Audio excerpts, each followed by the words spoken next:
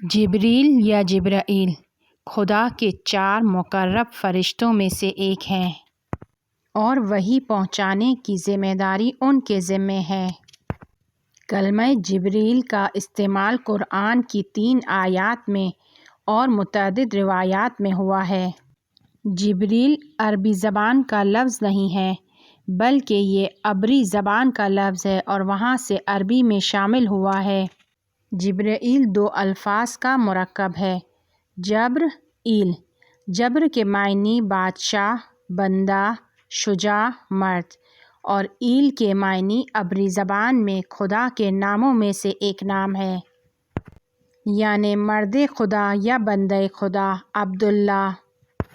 حضرت جبرائیل علیہ السلام کا اصلی کام پیغام وحی کو لے کر آنا تھا، لیکن وہ کس طرح سے وحی کو لے کر آتے تھے اس بارے میں کچھ بھی بیان نہیں ہوا ہے۔ مفسرین کی تعبیر کے مطابق قرآن میں حضرت جبرائیل علیہ السلام کو اور بھی ناموں سے یاد کیا گیا ہے، جیسے روح الامین، رسول کریم، شدید القوہ، ذو مرہ، ذی قوہ، مکین، مطاع، روح القدس۔ جب حضرت عیسیٰ علیہ السلام کی ولادت ہونی تھی تو حضرت جبرائیل حضرت مریم علیہ السلام کے پاس انسانی شکل میں جاتے ہیں اور اسے حضرت عیسیٰ علیہ السلام کی ولادت کی خوشخبری دیتے ہیں۔ خدا کی روح کو اس کے رحم پر دم کرتے ہیں اور اس طرح خداوند حضرت جبرائیل علیہ السلام کے وسیلے سے حضرت عیسیٰ علیہ السلام کی مدد کرتا ہے اور اسے طاقت عطا کرتا ہے۔ شب قدر میں ملائکہ روح کے ساتھ نازل ہوتے ہیں اور اس بارے میں اختلاف پایا جاتا ہے کہ روح سے مراد حضرت جبرائیل علیہ السلام ہیں۔ بعض مفسرین کا کہنا ہے کہ وہ روحوں پر موکل فرشتہ ہے اور بعض کا کہنا ہے کہ ایک ایسا فرشتہ ہے کہ جو ملائکہ اور جبرائیل سے برتر ہے۔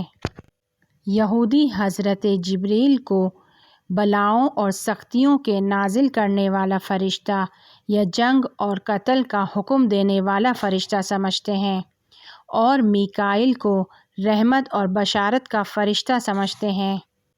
اس لیے جب سورہ بقرہ کی آیت نمبر 97 اور 98 نازل ہوئی تو یہودیوں نے رسول اکرم صلی اللہ علیہ وآلہ وسلم سے پوچھا کہ کون سا فرشتہ آپ کے پاس آتا ہے، اور جب انہوں نے بیان کیا کہ وہ حضرت جبرائیل علیہ السلام ہے تو چونکہ وہ حضرت جبرائیل علیہ السلام سے کینہ رکھتے تھے، حضرت جبرائیل علیہ السلام کو خود کا دشمن سمجھنے لگے۔ جبرائیل علیہ السلام پیغمبر اکرم صلی اللہ علیہ وآلہ وسلم کے رسالت کے کاموں میں ہمیشہ ان کے ولی اور مددگار تھے۔ جب بھی حضرت جبرائیل علیہ السلام پیغمبر اکرم صلی اللہ علیہ وآلہ وسلم کے پاس آتے تھے تو ان سے اجازت طلب کرتے تھے، اور مسجد النبی میں جس مقام پر حضرت جبرائیل علیہ السلام حضور صلی اللہ علیہ وآلہ وسلم کے پاس آتے تھے اس جگہ کو مقام جبرائیل کا نام دیا گیا ہے۔ بیان ہوا ہے کہ حضرت جبرائیل علیہ السلام پیغمبر اکرم صلی اللہ علیہ وآلہ وسلم کے پاس 60,000 مرتبہ آئے ہیں۔ حضرت جبرائیل علیہ السلام جب وحی لے کر نازل ہوتے تھے تو بعض اوقات وہ خود کی حقیقی شکل میں آتے تھے اور بعض اوقات وہ ایک خوبصورت جوان کی شکل میں ہوتے تھے اور اچانک ظاہر ہوتے تھے۔ حضرت جبرائیل علیہ السلام کے 600 پر ہیں کہ جو مختلف جواہرات سے آراستہ ہیں، اور وہ اس عظمت کے ساتھ عالم کے مشرق اور مغرب میں پرواز کرتا ہے۔ روایت میں حضرت جبرائیل علیہ السلام کو مختلف القاب سے یاد کیا گیا ہے، جیسے طاؤس الملائکہ، افضل الملائکہ، ناموس الاکبر۔ مسجد النبی میں ایک دروازہ ہے کہ جسے باب جبرائیل کے نام سے یاد کیا جاتا ہے، اور کہا جاتا ہے کہ باب جبرائیل وہ جگہ ہے کہ جہاں پر حضرت جبرائیل علیہ السلام کھڑے ہوتے تھے اور پیغمبر صلی اللہ علیہ وآلہ وسلم سے داخل ہونے کی اجازت مانگتے تھے۔ قبر پیغمبر صلی اللہ علیہ وآلہ وسلم کی زیارت کے آداب میں بیان ہوا ہے کہ زائر اس دروازے سے مسجد النبی میں داخل ہو۔ فرشتوں اور ملائکہ کی خلقت کے بارے میں آیات اور روایات میں ذکر ہوا ہے۔ علی بن ابراہیم حضرت صادق علیہ السلام سے بیان کرتے ہیں کہ انہوں نے فرمایا، عالمین کے خدا نے ملائکہ کو مختلف خلق کیا ہے، اور حضرت رسول صلی اللہ علیہ وآلہ وسلم نے جبرائیل کو دیکھا کہ ان کے 600 پر تھے اور ان کے ہر پر پر مروارید لگے ہوئے تھے، اس طرح کہ جیسے سبزے پر قطرے بیٹھے ہوئے ہیں، اور انہوں نے زمین اور آسمان کے درمیانی جگہ کو پر کیا ہوا تھا۔ فرمایا، جب بھی خدا حکم دے گا میکائیل کو کہ زمین پر آئے تو وہ اپنا سیدھا پاؤں 7ویں آسمان پر رکھیں گے اور اپنا الٹا پاؤں 7ویں زمین پر رکھیں گے۔ پھر فرمایا کہ خدا کے پاس ایسے ملائکہ ہیں کہ جن کا آدھا بدن برف سے بنا ہوا ہے اور آدھا بدن آگ سے بنا ہوا ہے، اور ان کا ذکر یہ ہے، اے خدا کہ جس نے برف اور آگ کے درمیان الفت کو قرار دیا، ہمارے دلوں کو خود کی اطاعت پر ثابت رکھ۔ پھر فرمایا کہ خدا کے پاس ایسے ملائکہ ہیں کہ جن کے کان اور آنکھ کے درمیان 500 سال کی مسافرت کا فاصلہ ہے۔ پھر فرمایا، ملائکہ نہ کھانا کھاتے ہیں، نہ پیتے ہیں، نہ جنسی خواہش رکھتے ہیں، خدا کے عرش کی نسیم میں زندگی کرتے ہیں۔ کچھ ملائکہ اپنی خلقت کے وقت سے لے کر قیامت تک رکوع میں ہیں، کچھ سجدے میں ہیں۔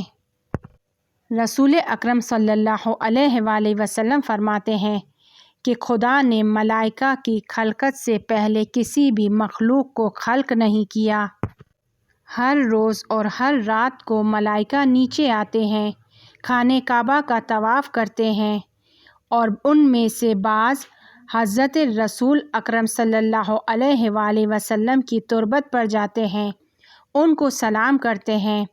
کچھ امام حسین علیہ السلام کے روضے پر جاتے ہیں، اور جب سحر کا وقت ہوتا ہے تو وہ آسمان کی طرف چلے جاتے ہیں اور پھر کبھی بھی نیچے نہیں آتے ہیں، اور اسی طرح اگلے دن دوبارہ 70,000 فرشتے آتے ہیں۔ تحفۃ المجالس میں بیان ہوا ہے، ایک دن جبرائیل علیہ السلام پیغمبر اکرم صلی اللہ علیہ وآلہ وسلم کے حضور میں موجود تھے، دونوں باتوں میں مشغول تھے کہ حضرت علی علیہ السلام وہاں پر آئے۔ جبرائیل نے جیسے ہی حضرت علی علیہ السلام کو دیکھا تو اپنی جگہ سے کھڑے ہو گئے اور تعظیم بجا لائی۔ پیغمبر اکرم صلی اللہ علیہ وآلہ وسلم نے پوچھا، اے جبرائیل، کس وجہ سے تم اس جوان کی تعظیم کر رہے ہو؟ وہ عرض کرنے لگا کہ میں کیوں تعظیم نہ کروں اس کو کہ جس کا میری گردن پر تعلیم کا حق ہے۔ پیغمبر صلی اللہ علیہ وآلہ وسلم نے پوچھا، کیسی تعلیم؟ جبرائیل علیہ السلام عرض کرنے لگے، جس وقت خداوند تعالیٰ نے مجھے خلق کیا تو مجھ سے پوچھا، تم کون ہو اور میں کون ہوں؟ میں جواب نہیں دے سکا، میں خاموش تھا کہ یہ جوان عالم نور میں ظاہر ہوا اور اس طرح مجھے تعلیم دی کہ کہو کہ تمہارا پروردگار جلیل اور جمیل ہے اور میں ذلیل، اور جبرائیل آپ کا بندہ ہوں۔ اس لحاظ سے جب میں نے اسے دیکھا تو میں اس کی تعظیم کرنے لگا۔ پیغمبر صلی اللہ علیہ وآلہ وسلم نے پوچھا، تمہاری کتنی عمر ہے؟ تو عرض کیا، یا رسول اللہ، آسمان پر ستاروں میں سے ایک ستارہ ایسا ہے کہ جو ہر 30,000 سال کے بعد ایک بار طلوع کرتا ہے، اور میں نے اس کو 30,000 بار طلوع ہوتے دیکھا۔